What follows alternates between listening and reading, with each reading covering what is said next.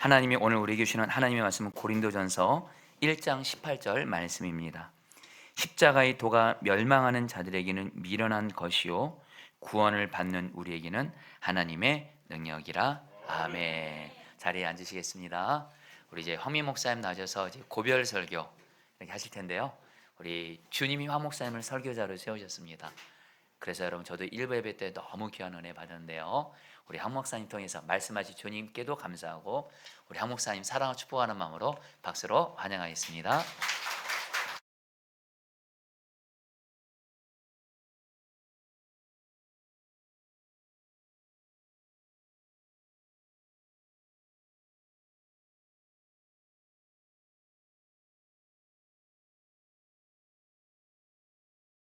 안녕하세요.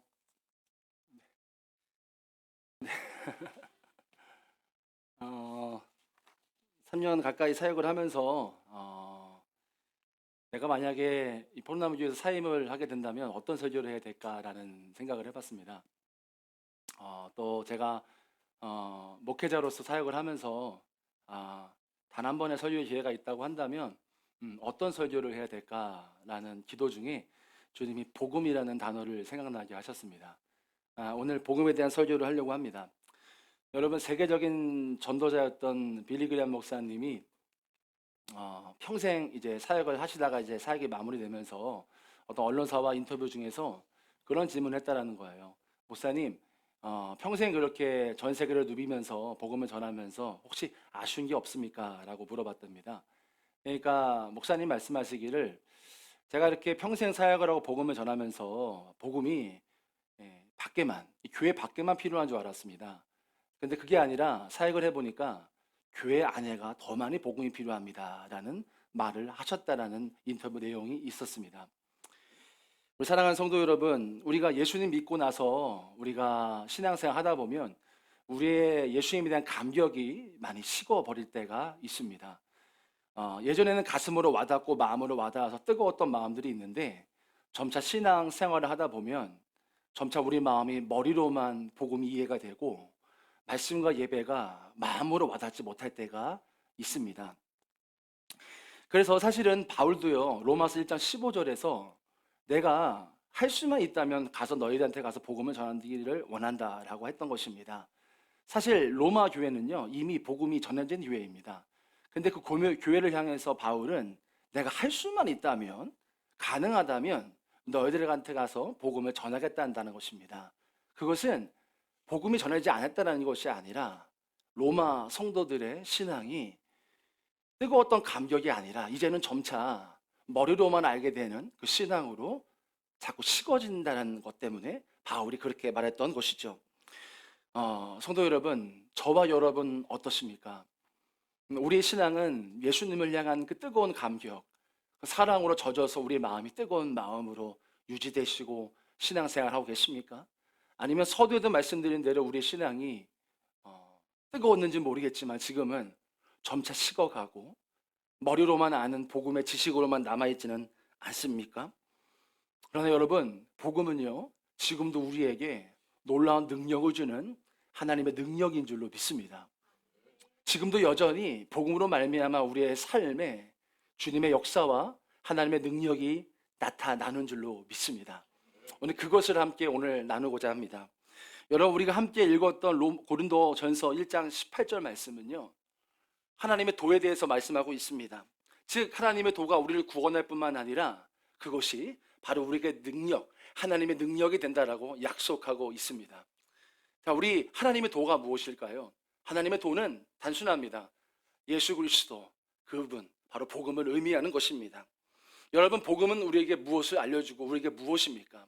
우리는 원래 죄인입니다. 죽을 수밖에 없고 우리에게는 아무런 희망이 없던 죄인 중에 괴수였습니다. 우리가 그런 절망 가운데 살았고 하나님의 진노 가운데 결국 하나님의 진노의 심판을 받을 수밖에 없는 존재였습니다. 그러나 하나님은 세상을 이처럼 사랑하사 자신의 아들을 독생자를 보내주셔서 우리를 위해서 아낌없이 자신의 생명을 내어주셨습니다. 이제 그분을 믿는 자마다 멸망치 않고 영생을 얻는다라고 약속하고 있습니다. 그 예수님을 믿는 자마다 구원을 얻습니다. 그리고 예수 믿는 그 사람 그 마음 안에는 예수 그리스도께서 성령으로 우리 마음속에 와서 내주하시고, 예수님 마지막에 마태복음 마지막 말씀에 약속하신 것처럼 내가 너희와 영원토록 함께 하신다라는 약속을 지키시며 우리 안에서 살아 역사하시고 함께 살아가시는 것입니다. 여러분, 오늘 바울은요 고린도전서 1장 18절에서 그 복음이 하나님의 능력이라고 선포하고 있습니다. 다시 한번 우리가 그 말씀을 같이 읽어보고 싶습니다. 읽겠습니다. 시작.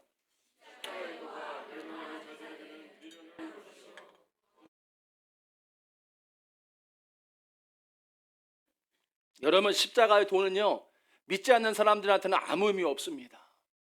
아무 의미 없어요. 그들에게는 별다른 이런 미련한 것이다 라고 성경은 말합니다. 사실 믿지 않는 사람들한테는 십자가의 도 복음이 왜 내가 죄인인지, 내가 뭘 잘못했는지 그렇게 불편하고 불쾌하게 납득이 안 되게 기분으로 다가올 때가 있을 것입니다. 그러나 여러분, 십자가의 도, 예수님의 십자가의 복음은요 머리로 절대로 이해할 수 있는 것이 아닙니다. 십자가의 복음은요 여러분 설득하기 위한 메시지가 아닌 것입니다. 이해시키기 위하고 이런 설득시키기 위한 메시지가 결코 아닙니다. 여러분, 복음은요 하나님의 능력임을 선포하는 것입니다. 여러분, 그래서 십자가의 복음을 믿어진다는 건 기적인 것입니다.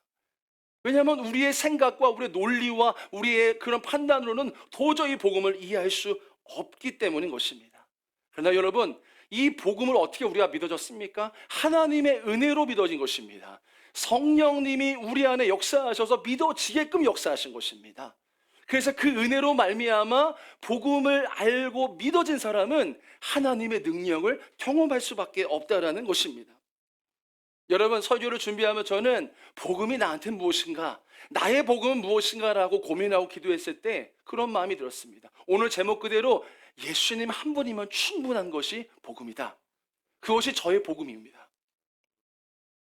여러분, 복음은 바로 예수 그리스도를 의미합니다. 여러분, 우리 복음서에 보면 예수님께서는 보화를 발견한 이는 그것을 사기 위해서 다 모든 것을 팔아 하고서 그것을 산다라고 말씀하고 있습니다. 예수 그리스도가 바로 우리에겐 보화인 것입니다. 예수님이 우리에게 보물인 것입니다. 여러분, 저는 이것이 하나님의 능력이라고 믿어졌습니다. 그 보화인 예수님이 나와 함께 하시는 것이 능력이구나 라는 것이 믿어졌습니다. 세상에서 아무것도 비교할 수 없는 그 값진 보화, 보물이 바로 지금 내 안에 계신 것이 능력이겠구나 라는 믿음이 부어졌습니다. 저는 담대하게 구할 수 있습니다. 고백할 수 있습니다. 선포할 수 있습니다. 예수님이 저의 보화입니다. 예수님이 저의 목회의 보물입니다. 예수님이 저의 삶의 우리 가정의 보물임을 선포할 수 있습니다. 저는 예수님이 나와 함께 하심으로 내 삶에 하나님의 능력이 나타난다는 것을 믿습니다. 저는 그래서 예배 드릴 때에 사역자만 예배 드리기 쉽지 않습니다. 우리 목회자분들 다 그렇습니다. 근데 어떻게든 예배에 집중하고 주님 만나기 위해서, 주님을 경험하기 위해서 발부둥칩니다. 왜냐하면요, 예배를 통해 예수님 만나야지 내가 살기 때문이에요. 내가 정말로 예배를 통해서 주님 만나야지 내가 정말로 승리하는구나 라는 것을 알기 때문에 예배를 통해 주님 만나기 위해서 그렇게 기도합니다. 말씀과 기도 생활, 저는 제가 부족하긴 하지만 저는 사역보다 주님의 관계가 우선순위를 두는 목회자입니다. 말씀과 기도를 통하여 가장 먼저는 기도와 말씀입니다. 말씀으로 보화를 캐내고 말씀으로 우물을 캐내면서 주님을 만나고 그 말씀을 먹어야지만이 제가 사역할 수 있어요. 그렇게 안 하면 그냥 사역이 제 머리로, 제 생각으로 하는 것밖에 안 돼요. 몸이 건조합니다. 하지만 주님의 말씀과 기도로 내 안에 그 먹어지는 그 은혜로 해야지만이 제가 진짜 살아있다라는 것을 경험할 때가 많습니다. 여러분, 그러면 저의 삶 안에 그 하나님의 내 안에 계심을 경험하고 충만하고 그럼을 통하여 하나님이 저의 삶에 일하시는 것을 경험합니다. 이처럼 여러분, 말씀드리고 싶은 것은 예수님이 우리에게 능력 되신다라는 것입니다. 여러분, 우리 안에 이미 함께하고 계시는 그 예수님이 나와 함께 하심이 능력이라는 것입니다. 그분이 여러분과 저의 삶을 이끌어 가시면서 치유하시고 회복시키시고 먹이시고 입히시고 도우시고 인도하시는 것입니다. 그래서 정말 내게 예수님 한 분만으로 충분하다라고 고백할 수 있는 건, 믿어지는 그 사람은 아무리 어떤 것이 부족해 보여도 아무것도 부족함이 없을 만큼 만족한 삶을 살 수가 있습니다. 어떤 어려움과 시련이 찾아오더라도 예수님이 지금 나와 함께 하시고 그 보물과 보화와 능력이 지금 나와 함께 하시니 어떤 시련과 어려움이 오더라도 넉넉히 이길 수 있는 그 은혜와 힘과 그 충만함이 있습니다. 욕심내지 않을 수 있습니다. 넉넉하게 오히려 배려할 수 있는 마음이 부어지는 것입니다. 여러분, 그런 사람은 영적인 분위기가 다릅니다. 힘이 있습니다. 하나님이 그 사람을 알아요. 사람들이 그 사람을 보면서 은혜를 누립니다. 그런 사람은 하나님이 쓰시고 그 사람의 통로를 통하여 영혼을 살리고 공동체를 살리고 가정을 살리고 세상을 변화시키십니다. 사랑하는 성도 여러분, 여러분에게 예수님만으로, 예수님 한 분만으로 충분하시기를 축복합니다. 진짜 능력은 여러분 이미 우리 안에 있습니다. 다른 곳 찾을 필요가 없습니다. 이미 예수님이 우리 안에 능력으로 계십니다. 그러므로 다른 무엇을 찾을 필요가 없다는 것입니다. 그래서 예수님만으로 충분하다는 것입니다. 저는 오늘 이 복음에 대한 설교를 하면서 제 삶에 복음이 어떻게 역사했고, 그리고 예수님께서 저를 어떻게 예수님 한 분만으로 충분하게끔 인도하셨는지를 세 가지를 통해 나누고 기도하고 싶습니다. 먼저는 회개입니다. 저는 주님이 회개를 통하여서 예수님 한 분만으로 충분하다는 것을 알게 하셨습니다. 여러분, 회개는 어렵죠. 내 안에 인정하기 쉽지 않은 내 안에 어두움을 드러내야 될 뿐만 아니라 하나님 앞에 인정해야 되고 때로는 사람들 앞에 인정해야 될 수 있기 때문인 것입니다. 그러나 요한복음 8장 12절 말씀을 보면 이렇게 나오고 있습니다. 우리 함께 읽어볼까요? 시작. 예수께서 또 말씀하여 이르시되 나는 세상의 빛이니 생명의 빛을. 아멘. 여러분, 빛은요 결코 어둠과 공존할 수가 없습니다. 여러분, 빛이 어둠을 밝히듯이 예수님을 따르는 사람은요 반드시 자신 안에 어둠이 드러나게 되어 있습니다. 그래서 예수님을 잘 믿는 사람, 정말 예수님을 바라보며 의식하며 살아가는 그 사람의 특징은 회개라는 것이, 그래서 그 이유가 있는 것입니다. 어떻게 저런 것까지 회개 굳이 해야 되는 것인가? 왜? 굳이 그렇게 해야 돼? 그렇게 할 정도로 회개합니다. 마치 자신이 이 세상에서 가장 큰 죄인인 것처럼 회개합니다. 그래서 내가 남들보다 의롭다라고 생각하지도 않고 남을 정죄하지도 않습니다. 다른 사람을 향해 들었던 그 정죄도를 내려놓게 됩니다. 제가 앞서도 얘기했지만 저는 주님과의 관계를 우선순위하는 사역자입니다. 그래서 제가 사역할 때는 대부분 3년간 사역할 때 대부분 예배당에 많이 있었습니다. 예배당에 와서 기도하고 또 기도 제목을 가지고 와서 기도하고 하다 보면은 참 신기한 것은, 그 기도를 시작했잖아요. 근데 결국 어느 시점부터는 방향이 바뀌어져 버립니다. 그 기도 제목이 아니라 저에게로 옵니다. 저의 연약함, 제 안의 어두움들을 들춰내시는 것을 경험을 했습니다. 그러면 실처 하나님, 내가 무슨 잘못입니까? 다 그렇게 그 정도는 아닌 것 같아요. 근데 주님은 아니라고 하는 거예요. 그것이 어둠이라고 말씀하세요. 그러면 그렇게 회개하고 기도하고 기쁨이 넘치고 감사함을 넘치고 그런 것들을 경험할 때가 많았습니다. 그리고 내가 이렇게 전적으로 부족한 존재이고 하나님 앞에 이렇게 어두운 존재임이 드러나니 하나님 외에는 나는 아무것도 아닙니다 라고 고백하는 것을 많이 경험했습니다. 여러분, 정말로 예수님과 동행하시는 분이시라면, 정말 빛 대신 주님이 우리 안에 있다는 것이 확실하다면 남을 향한 정죄의 돌이 내려놔지게 됩니다. 오히려 내가 들었던 그 돌이 어둠이었다는 것을 알게 됩니다. 여러분, 제가 신학대학원 다닐 시절에 제 여동생이 취업을 했는데 좋은 곳에 취업을 했어요. 좋은 사람, 어려운 사람을 돕고 이런 일을 하는, 교회에서 단체에서 운영하는 단체에 취업을 했습니다. 그래서 좋은 일을 하는 것이니 가족 전체가 기뻐했습니다. 근데 한 달이 지나고 두 달이 지나면서 우리 여동생의 얼굴이 어두워지고, 뭔가 저는 모르겠는데 가족들의 얼굴이 어두워지는 것을 느꼈습니다. 그래서 물어봤어요. 무슨 일 있냐? 무슨 일이냐 물어봤더니 대뜸 그러는 거예요. 여동생이 월급을 못 받고 있다는 것입니다. 두 달이 지나고 세 달 가까이 지나고 있는데 월급을 못 받고 있어요. 근데 우리 여동생이 회계 업무를 했거든요. 그럼 알죠? 돈의 흐름은 다 알아요. 돈이 어떻게 나오고 들어가는지 다 압니다. 이제 그런 단체니까 기부금이 들어올 거 아니에요? 회사의 기부금도 들어오고요, 개인의 기부금도 들어옵니다. 명목이 다 뜹니다. 근데 그 가운데 월급들이 차례대로 윗사람부터 나가고 우리 여동생 앞에서 월급이 끊어지는 거예요. 근데 더 심지어 어떤 것도 봤냐? 수시로 대표이신 목사님이 그 재정들을 유용하는 것들을 보게 됐어요. 얼마나 힘이 들었는지 모릅니다. 처음에는 저도 신학생이니까 용서해야 된다라는, 산상수훈 말씀에 예수님 원수를 용서하라고 하잖아요. 용서해야 되겠지. 할머니, 엄마랑 같이 기도하면서 용서하자. 응? 사랑해야 된다. 근데 그게 쉽나요?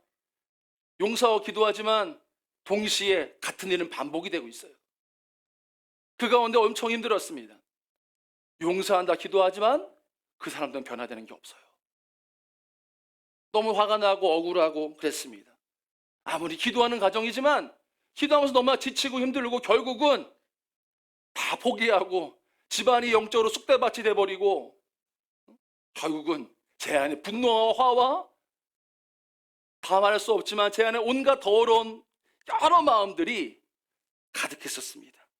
결국 동생은 버티다 관뒀어요. 그리고 그 일이 잊혀질 만큼 1년이 지나고 그럴 때였습니다. 어느 날 제가 학교 신대원 채플 예배 시간에 갔을 때에 정말 참을 수 없는 일이 벌어졌습니다. 들어갔더니 우리 가정을 그렇게 힘들어했던 그 목사님이 채플 예배당 강대상에서 설교하고 있는 거예요. 너무 화가 났어요. 당신이 어떻게 저 앞에 설교해? 은혜롭게 선교합니다. 은혜롭게 간증합니다. 근데 마음속에는 은혜가 되겠습니까? 다른 친구, 다른 전사님들 은혜가 돼요. 아멘 아멘 합니다. 저는 나오지 않아요. 화만 쌓여갑니다. 당장이라도 올라가서 목사가 아니었다면 당신이 어떻게 설교하냐? 당신이 어떻게 그럴 수 있냐라고 말할 수 있었지만은 그렇게는 못하겠고, 끝나고서는 동기들 선생님들이 너무 은혜 받았다, 귀한 분이다, 더 화가 나는 것입니다. 그래서 불러놓고 저분 그런 분 아니야, 우리한테 어떻게 했는 줄 알아? 그랬었습니다. 제가 마음이 통쾌했을까요? 시원했을까요? 집에 들어와서 또 얘기했어요. 할머니, 엄마, 그 사람 또 만났어. 설교하고 있더라. 한바탕 난리가 났죠. 항상 말씀을 읽으니까 말씀을 읽어야 되는데 말씀이 안 읽어지는 거예요. 펼치고서 말씀을 읽으려는데 말씀이 읽혀지질 않아요. 그래서 억지로라도 어떻게든 해봐야지, 어떻게든 이 상황 가운데 주님께 기도해봐야지 말씀 피고 하는데, 참 하나님 신기한 것은 제 생각과 제 감정으로는 도저히 말씀을 볼 수가 없어요. 화가 나서 읽을 수가 없습니다. 근데 주님이 참 놀라운 것은 그 가운데서도 말씀을 주시는 것입니다. 바로 마태복음 7장 1절 3절이었습니다. 비판을 받지 아니하려거든 비판하지 말라. 너희가 비판하는 그 비판으로 너희가 비판을 받을 것이요 너희가 헤아리는 그 헤아림으로 너희가 헤아림을 받을 것이니라. 어찌하여 형제의 눈 속에 있는 티는 보고 내 눈 속에 있는 들보는 깨닫지 못하느냐. 이 말씀 듣는데 인정할 수가 없는 거예요. 내가 우리가 뭘 잘못했어요? 억울하고 자존심이 상했습니다. 근데 그 말씀 앞에서 머리는 이해가 안 돼요. 감정으로는 그 말씀을 인정하기 싫어요. 근데 제 두 눈에서 눈물이 흐르고 있어요. 코끝이 찡해지고 내 가슴이 막 뜨겁게 올라오는 거예요.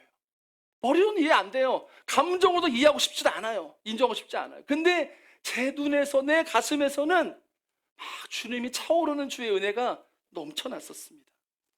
그래서 정말로 주님 앞에 회개하고 엎드리고 울었던 기억이 납니다.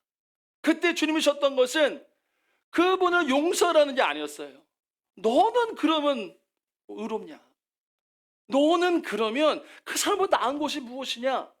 제가 재판관이 되어서 그분을 심판하려고 했던 그 모습이 하나님 자리에 올라 있는 제 교만의 모습이었다는 것을 알게 하셨습니다.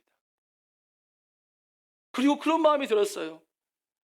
사람들의 눈이 중요하지 않겠구나.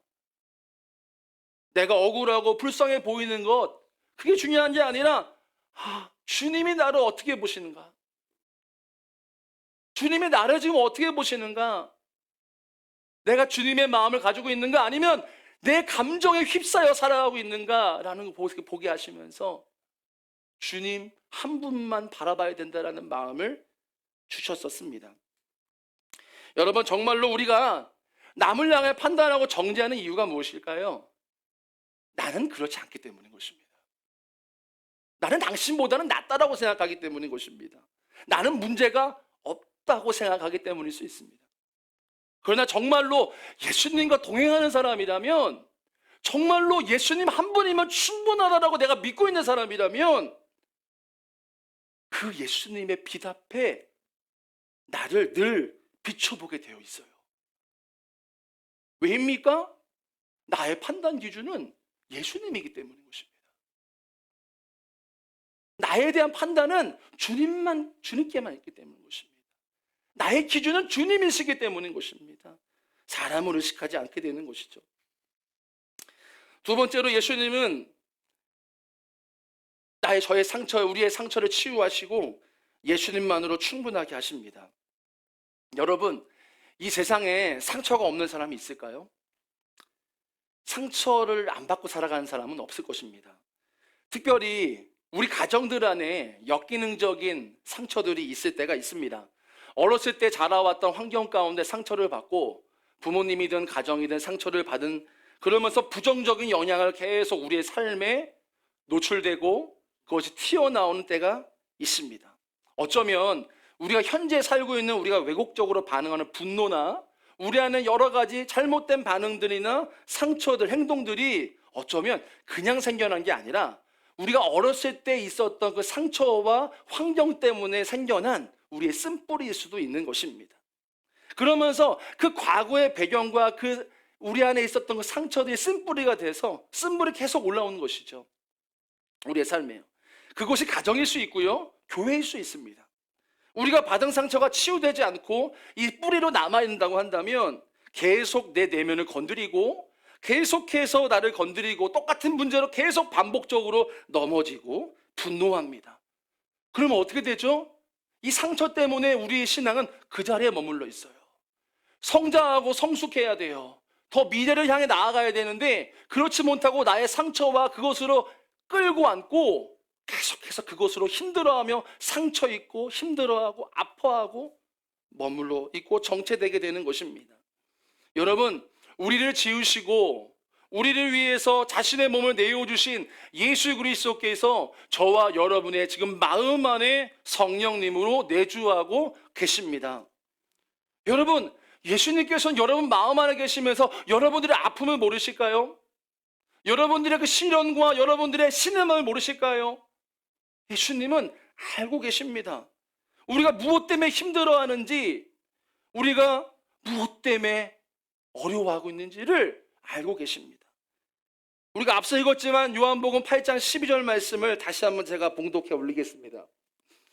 예수께서 또 말씀하 이르시되 나는 세상의 빛이니 나를 따르는 자는 어둠에 다니지 아니하고 생명의 빛을 얻으리라.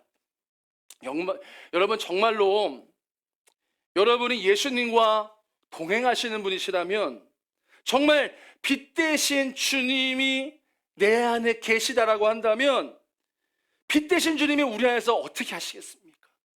우리 주님이 우리 안에 내면을 주님의 빛으로 비추시는 거예요. 그러면 어떻게 되겠습니까? 내 안에 자리 잡고 있었던 나도 몰랐던 그 어둠이나 그 상처들, 기억들이 떠오를 수 있어요. 그러면서 주님이 우리를 치유해 가신다는 것입니다. 여러분, 저는 왜곡된 아버지상이 있었어요. 아버지는 정말 저한테 좋은 분이셨어요. 우리 가정에 성실하신 분이십니다.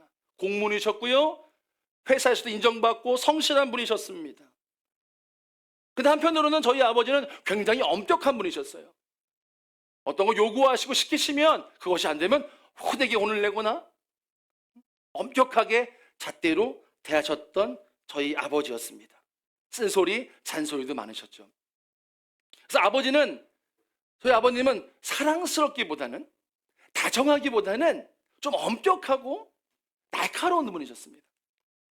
그래서 저는 어렸을 때 청소년기, 청년에 이르기까지 항상 제가 하고 싶었던 건 아버지 잔소리 듣는 게 싫었던 거예요. 아버지한테 쓴소리 듣기 싫어요. 공부를 하든 뭘 하든 아버지한테 그런 소리 듣기 싫어서 살아왔었습니다. 뭔가 아버님이 저한테 말씀하려고 하면 늘 긴장 상태인 거예요. 또 내가 뭐 혼날 거 있나? 내가 뭐 잘못했나? 그러니까 아버지 두려운 존재였던 거죠, 저한테. 그래서 항상 아버지 두렵게 전화 와도 마음이 두근두근하고 긴장감이 있는 상태로 지내왔었습니다. 근데 문제는 이런 아버지에 대한 제 태도와 아버지상이 하나님 아버지와 적용이 됐다는 게 문제였어요. 하나님 아버지에 대한 태도도 이렇게 적용이 됩니다. 사역을 해도 물론 주님을 위해서 한다 하지만 아직은 남아있던 제 안에 상처가 있잖아요. 아버지에 대한 향한 아버지상이 있잖아요. 그러니까 그렇게 반응하게 되는 거예요. 하나님 두려운 거예요. 내가 이것을 안 하면 하나님 뭔가 저를 혼낼까 봐, 하나님 뭔가 나를 지적하실까 봐, 그런 마음의 두려움으로 사역했습니다. 하나님 아버지뿐만 아니라 아버지가 저한테는 권위자잖아요. 1차 권위자잖아요. 다른 권위자한테도 똑같았어요. 제가 사역을 하면 제 위에 계신 목사님이나 사역자분들을 향해서도 인정받고 싶은 마음인 거예요. 왜요? 두려워요. 잘하고 싶은 거예요. 어떤 소리 듣기 싫은 거예요. 잔소리 듣기 싫은 거예요. 싫은 소리 듣고 그 두려움으로 뭔가 잘해야 된다는 두려움. 그 두려움의 동기가 제 안에 자리 잡고 있다는 걸 알았습니다. 그런데 제가 어느 집회에 참석을 하고 그 안에서 제 상처를 알게 하시고 회복시키시는 것을 경험했습니다. 말씀을 듣고 기도를 하면서 주님의 임재 안으로 쑥 들어갔어요. 그 주님의 임재 안에서 주님을 다 그렇게 주님과 교제하면서 있었을 때 주님이 마치 빛처럼 저의 마음을 환하게 비춰주신 것을 경험했습니다. 그러면서 제 안에 있었던 그런 어린 시절에 있었던 아버지와의 그런 관계들, 아버지와의 그런 일들, 제가 어떻게 아버지에 대해서 대했고 아버지가 나한테 어떻게 대했고 그것을 내가 어떻게 아버지에게 하면서 살아왔는지, 그런 상처들, 그런 두려움들을 끄집어내셨어요. 어떤 마음이 들었는지 아십니까? 그 상처가 있다는 것을 알지만 우리 아버지도, 저한테는 가해자일 수 있지만 아버지도 피해자구나.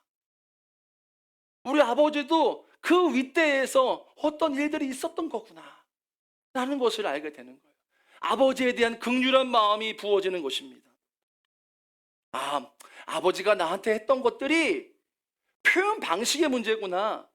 아버지가 날 사랑하시는 건데 그 표현 방식이 다른 거구나. 아버지를 이해하고 용서할 수가 있었습니다. 그날 이후로 제가 변화됐어요. 먼저는 하나님께 대한 제 태도와 하나님께 대한 반응이 변화됐다는 겁니다.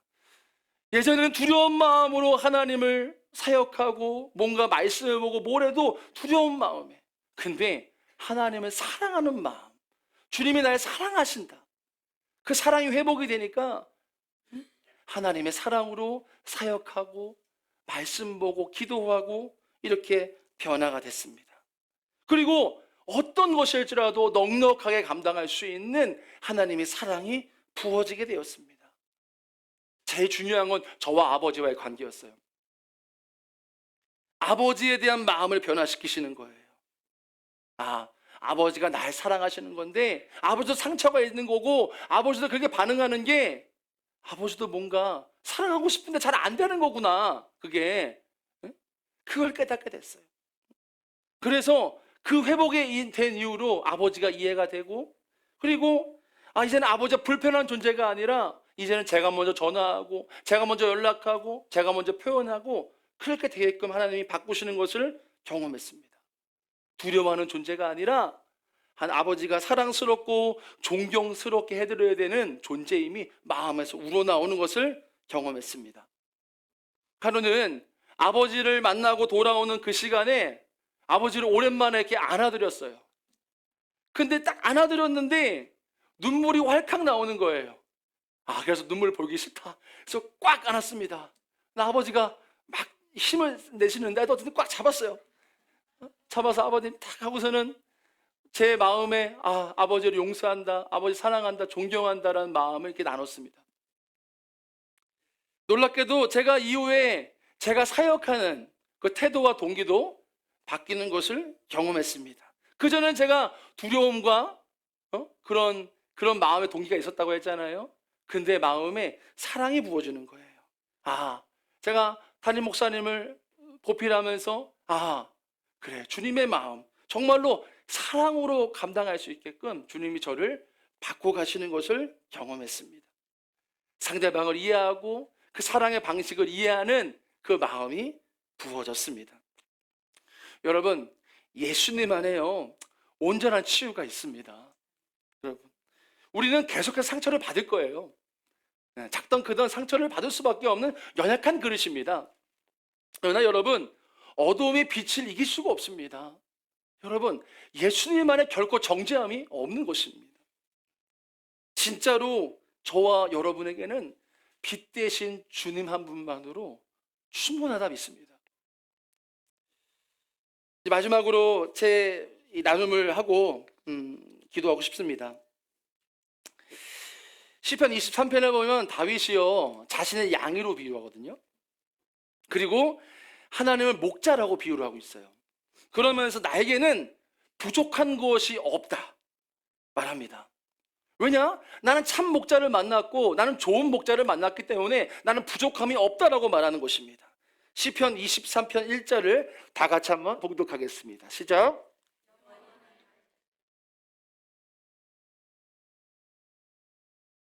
아멘. 그는 참 목자를 만났으니까 부족함이 없으리로다라고 고백을 해요.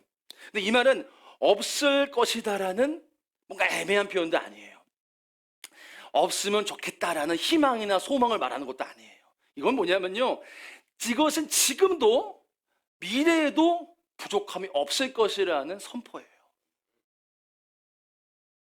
다윗은 하나님이 자신의 참된 목자가 되셨음을 믿었어요. 내게 가장 선하신 분이 선하신 목자고 그분이 나를 푸른 풀밭에 누이시며 쉴만한 물가로 인도하신 분이라고 믿었어요. 그래서 그는 사망의 음침한 골짜기로 다닐지라도 두려워하지 않았어요. 자신에게 가장 좋은 곳으로 인도하실 것을 믿었어요.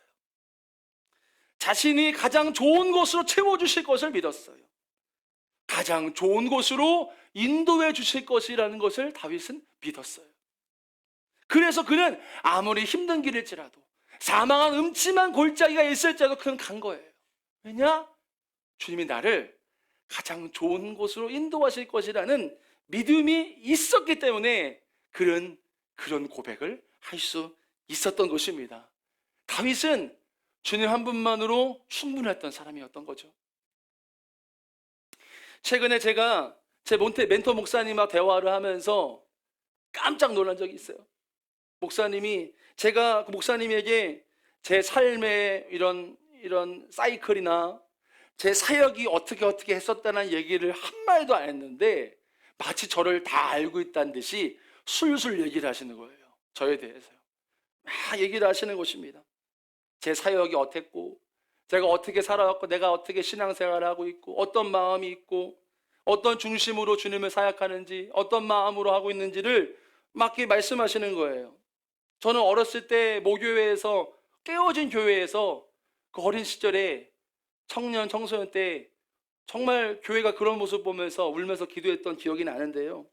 항상 저의 인도하심을 보면 좀 이렇게 어려운 교회, 뭔가 교회가 갈라졌거나 기도가 필요하거나 정말 그런 교회들을 주님이 인도해 가셨던 것을 이렇게 생각을 뒤돌아보면 그렇습니다.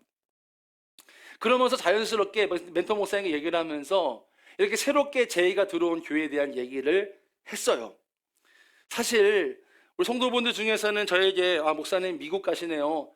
잘 됐습니다. 뭐 이렇게 우리 애기한테 교육도 좋고 물론 이제 표면적으로는 좋죠. 근데 사실은 굉장히 쉽지 않은 교회를 가는 것입니다. 교회가 이제 어렵고요. 상처가 많이 지금 있는 교회 가운데 기도가 많이 필요한 교회를 지금 가는 겁니다. 제 몬테 목사님이 그러시는 거예요. 그런 얘기 쫙 하고서 황 목사님, 주님이 어려운 곳에 가서 사역하라고 하면 할 거예요? 물어보시는 거예요. 황 목사님 보고 계속 부목사 하면서 어려운 곳 가서 사역하고 기도하라고 하면은 순종할 수 있어요? 그러시는 거예요.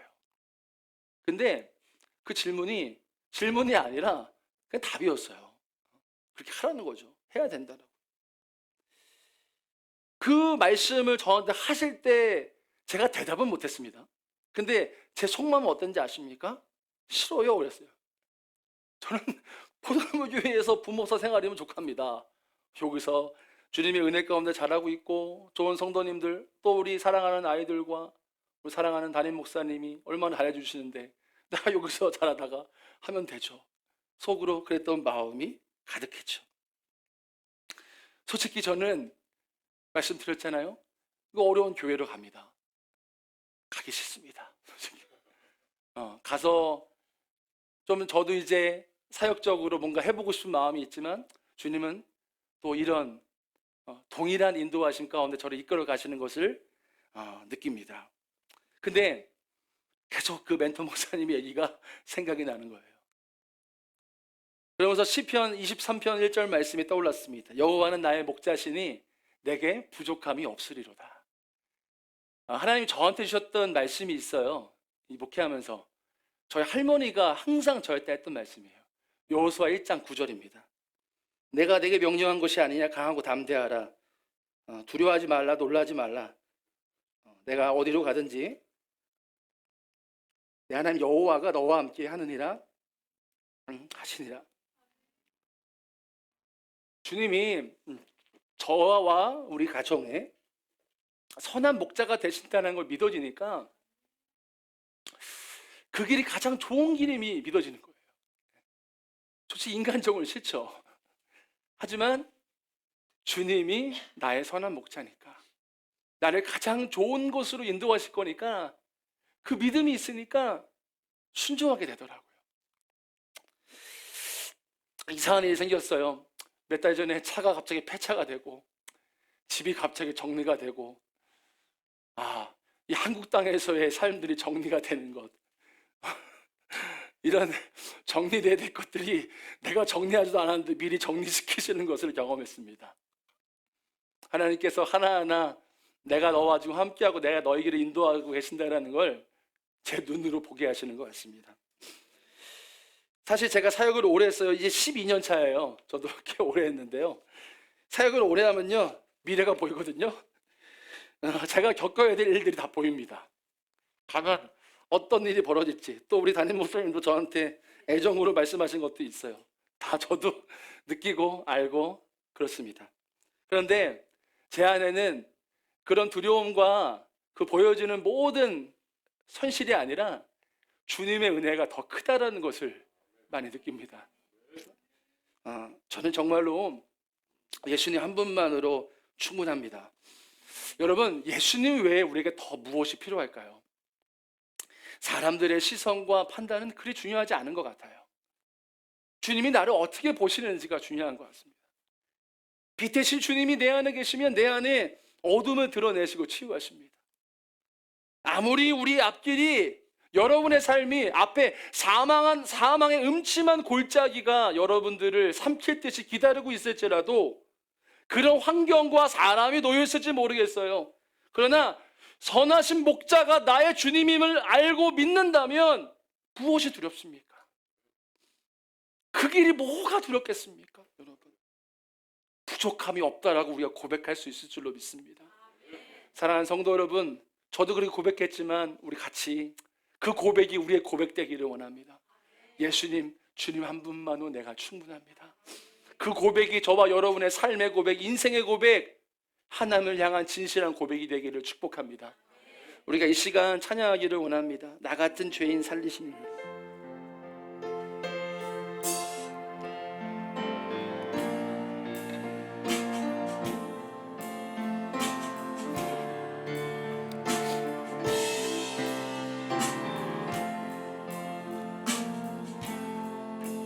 나 같은 죄인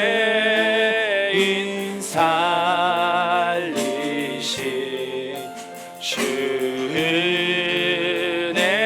놀라와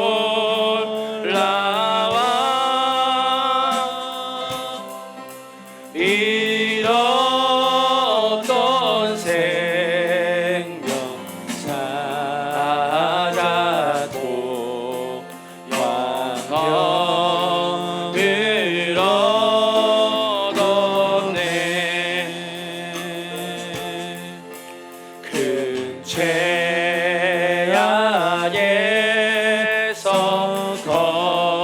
건지신 주 은혜 고마워.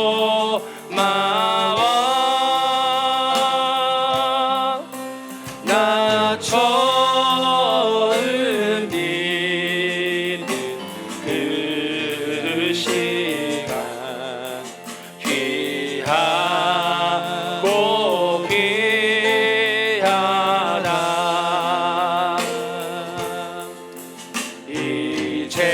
이제껏 내가 산 것도 주님의 은혜라.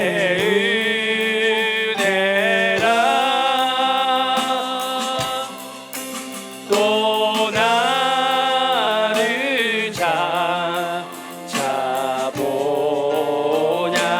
해 인도해 주시니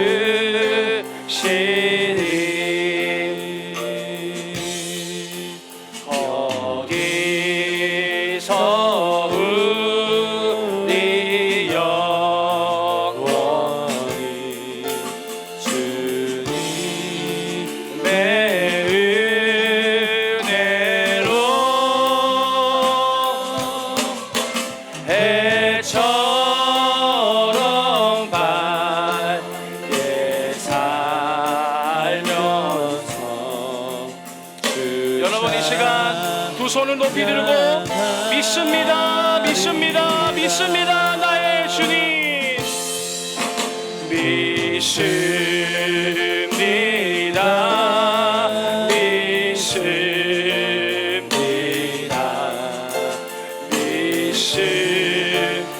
믿습니다. 주님 믿습니다, 믿습니다, 믿습니다. 맡깁니다, 맡깁니다. 나의 삶을 맡깁니다, 맡깁니다, 맡깁니다,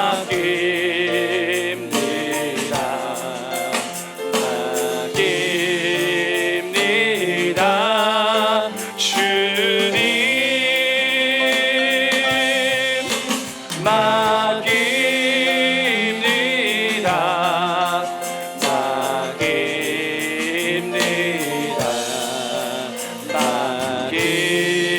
우리 마지막으로 믿습니다, 믿습니다. 주님 믿습니다, 믿습니다,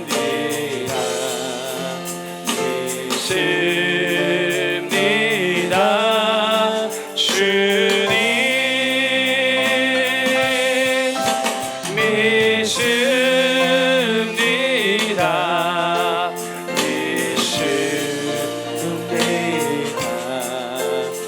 우리 마지막으로 우리의 삶을 주님께 맡겨드리며 우리의 고백과 선포를 올려드리기 원합니다. 맡깁니다. 맡깁니다. 맡깁니다.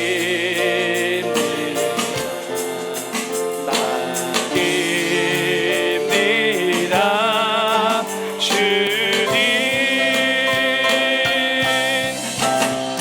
맡깁니다.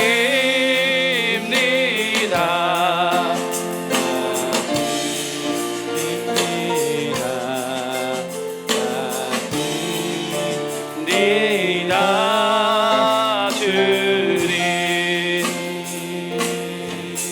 우리가 이 시간 눈을 감고 함께 기도하기를 원합니다. 지금 현재 주님을 바라보지 못하고 있다고 한다면, 내가 지금 현재 주님 한 분만으로 충분하지 못하다라는 확신이 없다면, 우리가 맹인된 심정으로 주님께 나아가야 됩니다. 왜냐하면 이미 여러분 안에, 우리 안에는 예수님이 계시기 때문입니다. 띄어지지 않아서가 문제인 것입니다. 주님, 내 눈을 열어주세요. 주님, 눈을 떠서 주님을 보게 하여 주옵소서. 여러분 진심으로 구하시면 성령님이 여러분의 눈을 뜨게 하십니다. 이것이 우리의 삶에 미치는 영향은 엄청납니다. 우리의 삶에 어려움들을 찾아와요. 그런데 우리의 눈이 뜨이고 예수님 한 분으로 충분하다는 확신이 우리 안에, 우리의 삶에 부어지면 우리의 삶에 하나님의 놀라운 일들이 나타날 것입니다. 가정의 회복, 여러분 일터의 회복, 우리 교회의 하나님의 역사, 주님이 일하실 거예요. 우리가 이 시간 한 가지 놓고 기도할 때에, 주님, 나에게 주님을 바라보는 눈이 열리게 하여 주옵소서. 주님 한 분이면 충분하다는 이 확신이 나에게 부어지게 하여 주옵소서. 성령님, 나의 영을 열어주시고 깨워주소서. 우리 시간 주여 한번 부르고 기도하겠습니다. 주여,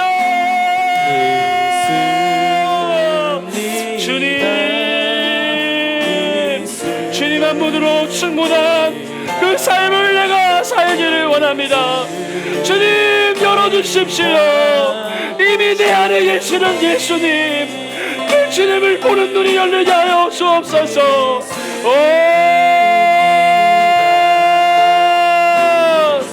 주여, 성령님,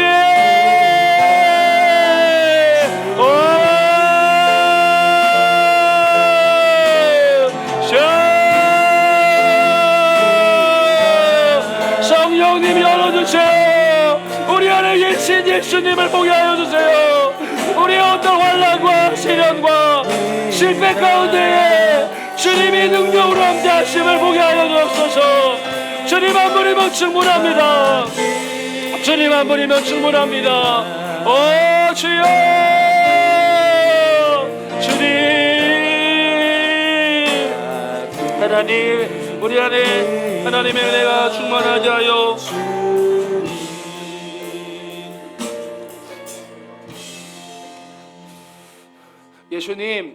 예수님 한 분만이면 충분하다라는 고백을 올려드립니다.